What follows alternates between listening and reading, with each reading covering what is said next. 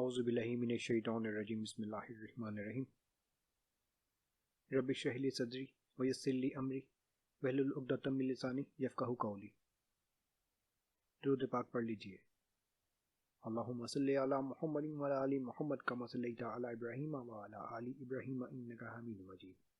اللہم بارک علی محمد وعلی آل محمد کما بارکت علی ابراہیم وعلی آل ابراہیم انک حمید مجید۔ سن 2 ہجری، تحویل قبلہ و آغاز غزوات۔ اس سال سے اسلام کی زندگی میں 2 عظیم الشان واقعات پیدا ہوتے ہیں۔ ایک یہ کہ اسلام اپنے لیے ایک خاص قبلہ قرار دیتا ہے جو اب 45 کروڑ قلوب کا مرکز ہے۔ دوسرا یہ کہ دشمنان اسلام اب مخالفت کے لیے تلواریں اٹھاتے ہیں اور مسلمان اس کی مدافعت کے لیے تیار ہوتے ہیں۔ تحویل قبلہ شعبان 2 سن ہجری۔ ہر گروہ، ہر قوم اور ہر مذہب کے لیے ایک خاص امتیازی شعار ہوتا ہے جس کے بغیر اس قوم کی مستقل ہستی قائم نہیں ہو سکتی۔ اسلام نے یہ شعار قبلہ نماز قرار دیا جو اصل مقصد کے علاوہ اور بہت سے حکم و اسرار کا جامعہ ہے۔ اسلام کا خاص نمایاں وصف مساوات عام، جمہوریت اور توحید عمل ہے، یعنی تمام مسلمان یکساں اور متحد الجہدہ نظر آئیں۔ مذہب اسلام کا رکن اعظم نماز ہے جس سے ہر روز 5 وقت کام پڑتا ہے۔ نماز کی اصلی صورت یہ ہے کہ جمعیت اور افراد کثیر کے ساتھ ادا کی جائے، لیکن اس طرح کے ہزاروں لاکھوں اشخاص کی منفرد ہستیاں مٹ کر ایک ہستی بن جائیں۔ اسی بنا پر نماز جماعت میں ایک امام ہوتا ہے کہ مقتدیوں کی ایک ایک حرکت اس کے اشاروں سے وابستہ ہے، اس لیے ضرور ہے کہ سب کا مرجع عمل بھی ایک نظر آئے۔ یہی اصول ہے جس کی بنا پر نماز کے لیے ایک قبلہ قرار پایا، اور اس شعار کا دائرہ اس قدر وسیع کیا گیا کہ اس قبلہ کی طرف رخ کرنا ہی کفر کے دائرے سے نکل آنا ہے۔ اب صرف یہ بحث باقی تھی کہ قبلہ کس سمت قرار دیا جائے۔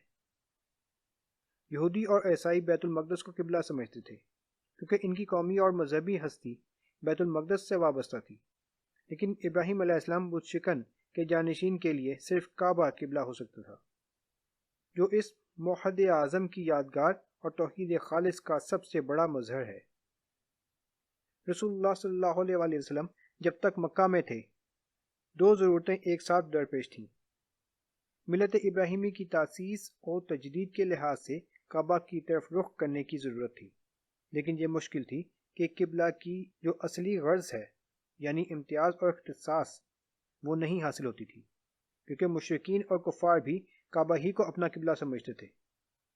اس بنا پر آن حضرت صلی اللہ علیہ وآلہ وسلم مقام ابراہیمی کے سامنے نماز ادا کرتے تھے جس کا رخ بیت المقدس کی طرف تھا۔ اس طرح دونوں قبلے سامنے آ جاتے تھے۔ مدینہ میں 2 گردہ آباد تھے، مشرکین جن کا قبلہ کعبہ تھا، اور اہل کتاب جو بیت المقدس کی سمت نماز ادا کرتے تھے۔ شرک کے مقابلہ میں یہودیت اور نصرانیت دونوں کو ترجیح تھی، اس لیے آن حضرت صلی اللہ علیہ وآلہ وسلم نے ایک مدت یعنی تقریباً 16 مہینے تک بیت المقدس کی طرف نماز ادا کی۔ لیکن جب مدینہ میں اسلام زیادہ پھیل گیا تو اب کوئی ضرورت نہ تھی کہ اصل قبلہ کو چھوڑ کر دوسری طرف رخ کیا جاتا۔ اس بنا پر یہ آیت اتری اور دفعتاً قبلہ بدل گیا۔ بسم اللہ الرحمن الرحیم۔ فولی وجہک شطر المسجد الحرام وحیث ما کنتم فولوا وجوہکم شطرہ۔ سورہ بقرہ۔ ترجمہ: تو اپنا منہ مسجد الحرام کی طرف پھیر دو اور جہاں کہیں رہو اسی طرف منہ پھیرو۔ تحویل قبلہ نے یہودیوں کو سخت برہم کر دیا۔ ان کو مشرکین کے مقابلہ میں مذہبی تفوق کا دعویٰ تھا، اور اسلام سے پہلے مشرکین بھی ان کے مذہبی امتیاز کے معترف تھے، یہاں تک کہ جیسے کہ ابو داؤد میں روایت ہے، جن لوگوں کی اولاد زندہ نہیں رہتی تھی وہ منتیں مانتے تھے کہ بچہ زندہ رہے گا تو ہم اس کو یہودی بنائیں گے۔ اسلام نے ان کے اس مذہبی احساس کو صدمہ پہنچایا، تاہم چونکہ اب تک اسلام کا قبلہ بیت المقدس ہی تھا، اس لیے وہ فخر کرتے تھے کہ اسلام بھی انہی کی قبلہ کی طرف رخ کرتا ہے۔ جب اسلام نے قبلہ بھی بدل دیا تو ان کی ناراضگی اور برہمی کا پیالہ بالکل لبریز ہو گیا۔ انہوں نے یہ طعنہ دینا شروع کیا کہ محمد صلی اللہ علیہ وآلہ وسلم چونکہ ہر بات میں ہماری مخالفت کرنا چاہتے ہیں، اس لیے قبلہ بھی مخالفت کے ارادہ سے بدل دیا ہے۔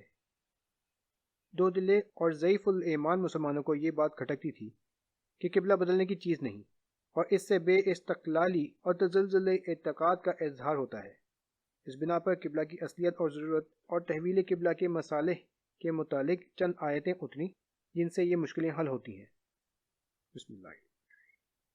سَيَقُولُ السُّفَهَاءُ مِنَ النَّاسِ مَا وَلَّاهُمْ عَنْ قِبْلَتِهِمُ الَّتِي كَانُوا عَلَيْهَا قُلِ اللَّهُ الْمَشْرِقُ وَالْمَغْرِبُ وَمَا جَعَلْنَا الْقِبْلَةَ الَّتِي كُنْتَ عَلَيْهَا إِلَّا لِنَعْلَمَ مَن يَتَّبِعُ الرَّسُولَ ممن ينقلب على عقبيه وإن كانت لكبيرة إلا على الذين هدى الله۔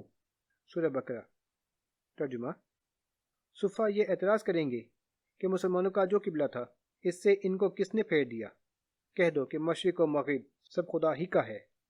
تیرا جو پہلے قبلہ تھا کعبہ، اس کو جو ہم نے پھر قبلہ کر دیا تو اس کی وجہ یہ ہے کہ یہ معلوم ہو جائے کہ پیغمبر کا پیرو کون ہے اور پیچھے پھر جانے والا کون ہے، اور بے شبہ یہ قبلہ نہایت گراں اور ناگوار ہے بجز ان لوگوں کے جن کو خدا نے ہدایت کی ہے۔ بسم اللہ۔ لیس البر ان تولوا وجوہکم قبل المشرق والمغرب ولکن البر من آمن باللہ والیوم الآخر والملائکۃ والکتاب والنبیین وآتى المال علی حبہ ذوی القربى والیتامى والمساکین وابن السبیل والسائلین وفی الرقاب۔ سورہ بقرہ۔ ترجمہ۔ پورب پچھم رخ کرنا یہی کوئی ثواب کی بات نہیں۔